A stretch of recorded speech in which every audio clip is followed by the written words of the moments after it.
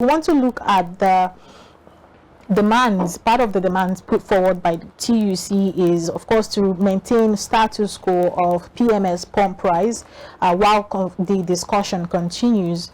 Minimum wage should be increased from the current 30,000 naira to 200,000 naira before the end of June 2023, with consequential adjustment on the cost of living allowance like feeding, transport, and housing.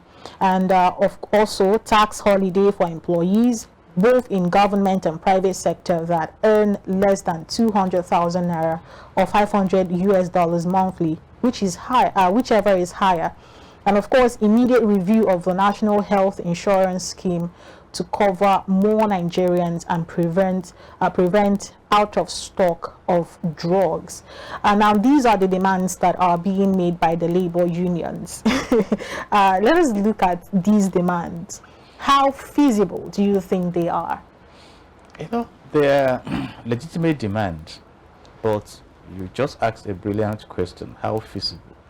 For instance, if you want to increase the minimum wage to 200,000 naira per month, and you look at the consequential adjustment, do we have the muscle to carry that? Or is it just another promise that, okay, we will do it?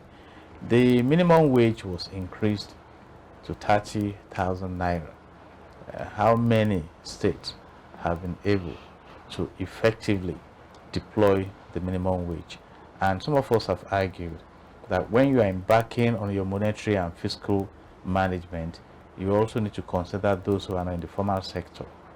So if, for instance, the NLC succeeds in getting the government to increase the minimum wage to 200,000, what message does this send to the market woman? Oh, the workers now have more money. So what happens? The inflation jumps up. It's around 24% now. So maybe flies to 35%, messing up that increase. So I think we should look more into investing in sustainable interventions. For instance, transportation. How can we reduce the cost of living?